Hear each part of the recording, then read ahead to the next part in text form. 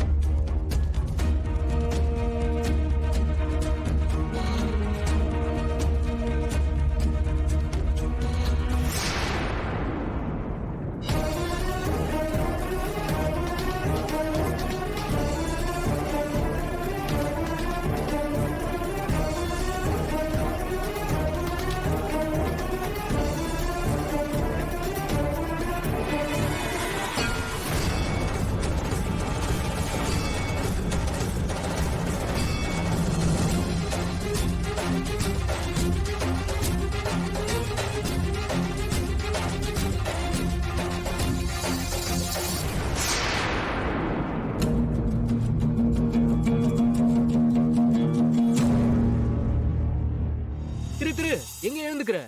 உனக்கு பிடிக்குமேனு மகா பாயாசம் பண்ணிருக்கா.